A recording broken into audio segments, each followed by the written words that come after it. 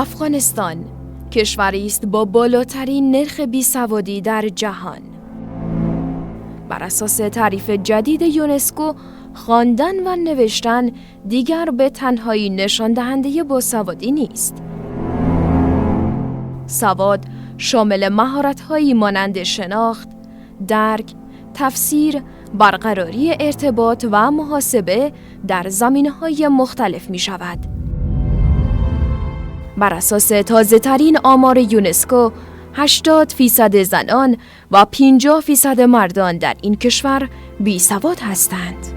من موبایل من سوال ندارم که شماره موبایل خو بخونم. یعنی از مجبوری کارا میشه. آدم که سوال بده همه چیز میفهمه، مردم درک میکنه. بیسوادی در افغانستان بیداد میکند. بسیاری ها میگویند اگر سواد میداشتند هرگز در منجلابی از مشکلات غرق نبودند. انا حالی میبینم که واقعا درس خوندن خیلی خوب چیزی بوده، اما متاسفانه به دوره خودکی شکر خدا همه چیزم برای ما مهیا بود. امکانات، لحاظ درس خوندن همه چیز بود، اما نرفتم خودم بدبختانه. دیگه به مهاجرت به سر بردم. همین بیسواد بمونه، حتی به بعضی از شبها درس استفاده می‌کنیم، شبانه می‌خونده.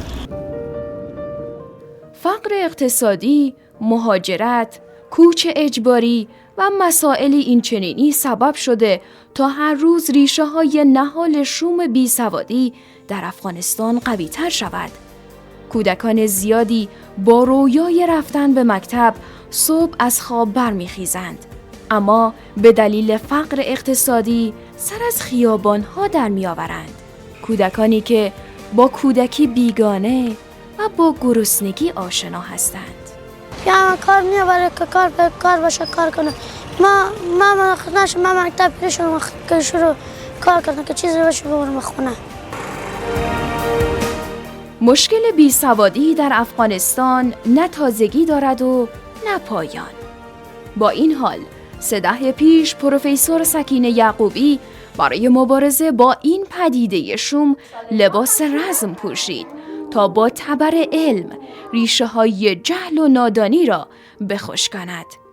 سالها فعالیت در این عرصه با دستاوردهای فراوانی همراه بود.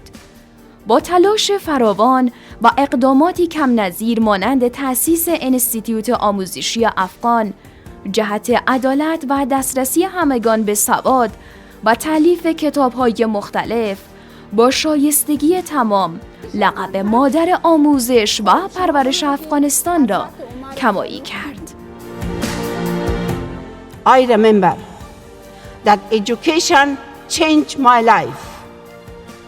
Education transformed me.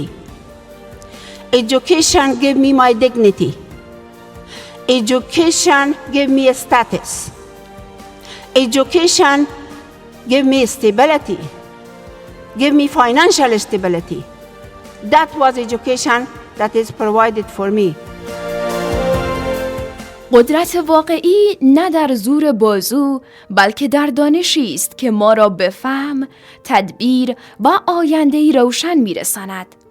بذری که سالها پیش پروفسور سکینه یعقوبی با دستانی سرشار از امید کاشت و با عشق نگهداری کرد.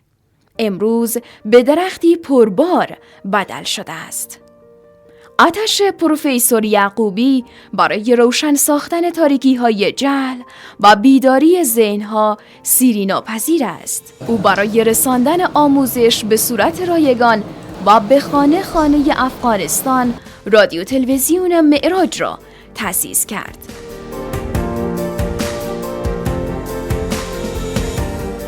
And also we saw that with that 300 is not enough.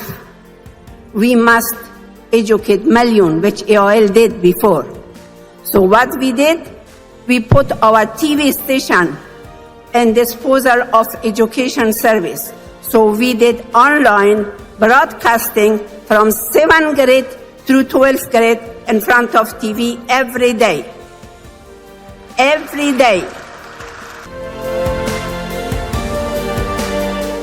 همزمان با بسته شدن مکاتب دخترانه در افغانستان، با حمایت پروفسور سکینه یعقوبی برنامه اکادمی معراج در تلویزیون آغاز شد. برنامه‌ای برای آموزش مضامین مکتب از صنف اول تا 12ام. هدف این برنامه بسیار روشن و ساده بود: رساندن آموزش در همه جا، برای همه و به شکل رایگان. متاسفانه طبق آمار سازمان ملل که آمده بیش از 66% مردم افغانستان از نعمت سواد خواندن و نوشتن محروم هست و طبق هدایت پروفسور سکینه یعقوبی و چشماندازی که در حوزه تعلیم و تربیت در افغانستان دارند، تلویزیون معراج تا کنون بیش از 3,000 برنامه تولیدی آموزشی تولید کرده و روزانه به صورت روتین هم از طریق تلویزیون و هم از طریق صفحات مجازی به صورت کاملا رایگان پخش میشه.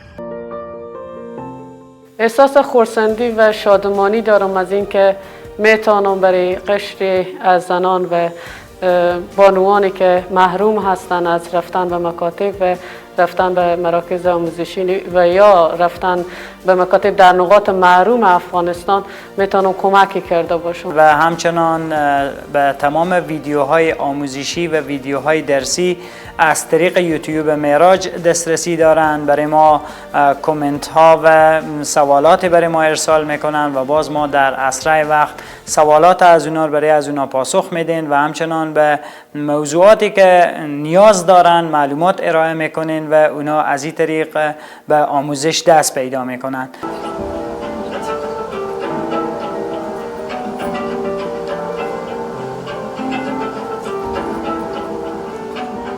خیلی زود این برنامه در خانه‌های مردم طنین انداز شد و دختران زیادی به امید بازگشایی دروازه مکاتب و عقب نماندن از آموزش جذبان شدند. در شرایطی که تمام مراکز آموزشی بسته شده، تنها امید ما اکادمی معراج و ما از طریق از او میتونیم درس‌ها خور بخونیم و از درس‌ها خو عقب نمیمونیم. وقتی که ما نمیتونیم به بیرون درس بخونیم، اکادمی معراج این فرصت بر ما مهیا کرده. این کار کرده که خود اکادمی معراج با تلویزیون معراج که دختران ناامید نباشن به این که بالاخره نمیتونن درس بخونن، به هر حال از اون طریق تلویزیون و همچنین از طریق رسانه معراج میتونن بروز خود چیکار کنن، پیش ببرن. اکادمی معراج با استقبال غیر قابل وصفی روبرو شد، تا جایی که 1300 کیلومتر دورتر از هرات، زیر سایه فقر و محرومیت، دختران دانش آموز بامیانی برای مبارزه با تاریکی و جهل دور هم جمع می شوند تا قطره‌ای از باران دانش بر زمین خشک آرزوهایشان ببارد. صدای استادان اکادمی معراج چنان در اتاق می پیچد که گویی معلمی از راه دور آمده تا شعله‌های علم و دانایی را بیافروزد.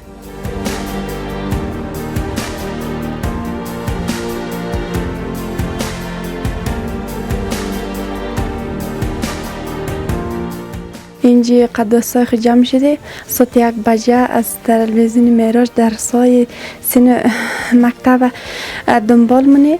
دیگه خیلی خوشحالم هستیم. مکتبا که داریم بسته شده، حداقل ما میتوانیم از خانه درس رو دنبال کنیم.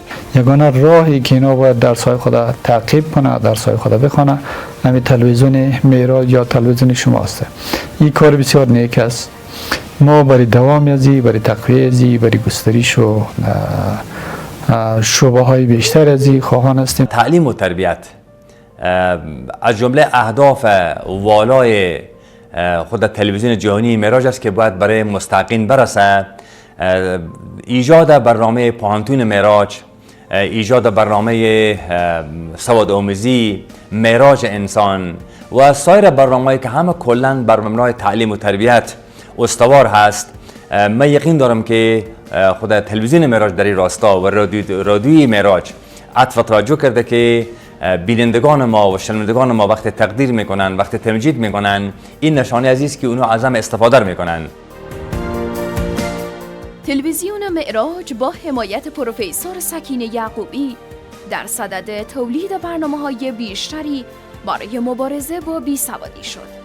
مخاطبان زیادی از قشر بزرگسالان خواهان تولید و پخش برنامه سواد آموزی شدند. اگر تلویزیون برنامه‌ای داشته باشه که برای سواد آموزی برای همه، من شخصا خودم حاضر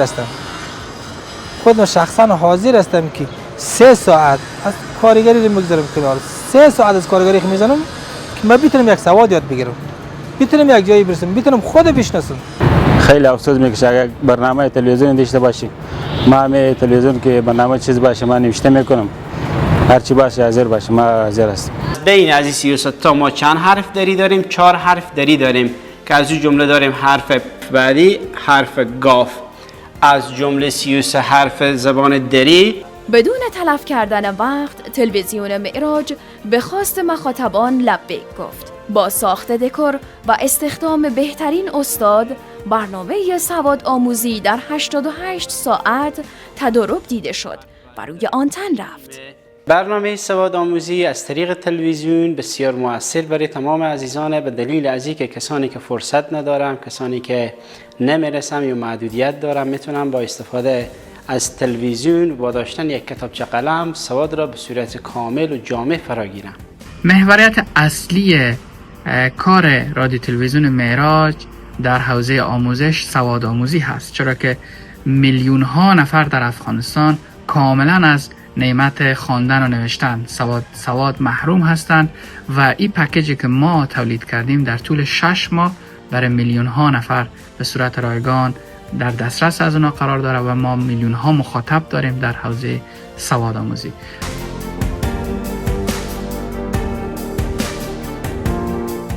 طی 3 سال گذشته برنامه‌های آموزشی تلویزیون معراج به ویژه اکادمی معراج به صورت مرتب به پخش رسیده است. وقت آن رسیده بود تا آموزش‌ها وارد فاز تخصصی تری شود.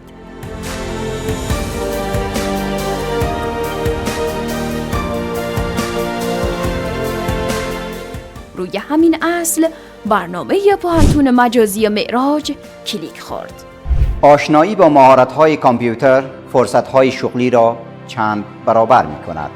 2 واژه پرکاربرد و مهم در زندگی و آنچه که جهان و بشریت را متحول ساخته است: مدیریت و رهبری. با برنامه آموزشی کمک‌های اولیه مهارت‌های حیاتی را بیاموزید و در شرایط بحرانی قهرمان لحظه‌ها باشید. با پوهنتون مجازی معراج مکالمات کاربردی و قواعد مهم زبان عربی را از سطح ابتدایی تا پیشرفته بیاموزید. برنامه‌ای برای دخترانی که در آستانه ورود به پوهنتون بودند یا به دلیل بسته شدن دروازه‌های مراکز علمی از ادامه آموزش باز ماندند.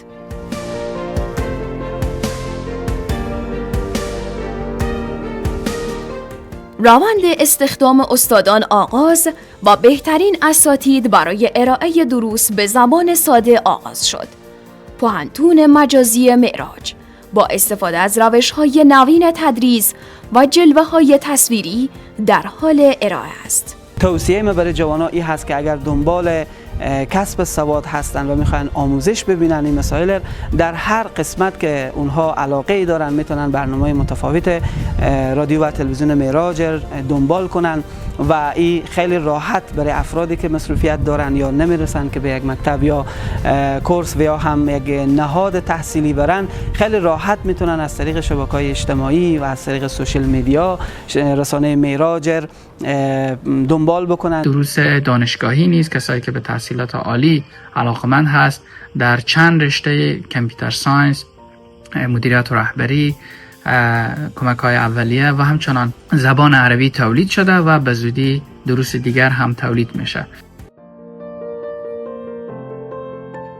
مدیریت و رهبری، علوم کامپیوتری، آموزش زبان عربی و کمک‌های اولیه از مضامین دانشگاهی هستند که دیدن آن نه تنها برای دانشجویان بلکه برای تمام مخاطبان مفید واقع می شود. اکادمی مجازی معراج داریم که خیلی از برنامه‌های پوانتونر به صورت استاندارد و تخصصی اساتید محترم تدریس میکنن. مضامینی هست که واقعا کاربردی هست و جا داره که تشکر و قدردانی بکنیم از خانم پروفسور سکینه یعقوبی، مادر آموزش و پرورش کشور، که واقعا در این راستا زحمت کشیدن، تلاش کردن، همیشه ابتکارات خیلی خوبی داشتن. برای پی بردن به موفقیت برنامه‌های آموزشی تلویزیون معراج همین بس است که مخاطبان آکادمی معراج مانند سنا سلطانی حالا بیننده پوهنتون مجازی معراج هستند. آنان همراه و همگام با تلویزیون معراج رشد کرده و این روند همچنان ادامه دارد. با پوهنتون مجازی معراج ما میتونیم تمام درس‌ها کاملا به شکل درست یاد بگیریم و با رشته های مختلف اونجا تدریس میشه که توسط علاقمندی هر فرد میتونه انتخاب کنه سر یک موضوع که او کاملا یاد بگیریم. سنا جان روی خیلی تاثیر منفی برای گذاشت. به داخل خونه همیشه داخل برنامه تفریحی اینا میگشت، بالاخره اکادمی معراج برای معرفی شد و بعد فعلا از اکادمی معراج و همون پوهنتون مجازی معراج استفاده خیلی مفیدی میبرد. امروزه تاثیر تلویزیون معراج بر گسترش و ترویج علم و دانش مثال زدنی است، تا جایی که حتی استادان دانشگاه‌های خصوصی بر این مسئله مهر تایید میزنند. خود دانشگاه‌های آنلاین، دروس آنلاین که شما همین لحظه در تلویزیون معراج هم تا جایی که من اطلاع دارم برنامه‌های بسیار خوبی رو داریم برای دانشجویان و مخصوصا متعلمین مکتب داریم پخش میکنیم.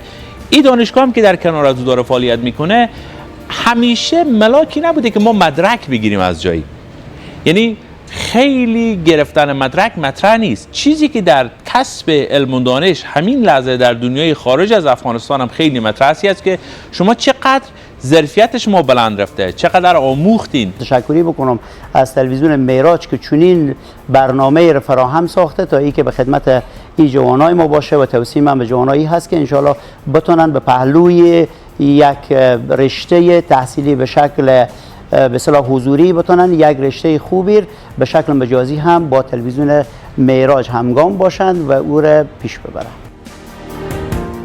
با همه اینها فعالیت و تلاش‌های پروفسور سکینه یعقوبی در مسیر روشنایی و دانایی تنها به تأسیس رادیو و تلویزیون معراج، مکاتب، مراکز و کودکستان‌ها خلاصه نمی شود و نمی توان تمام دستاوردها و فعالیت‌های وی را برشمرد.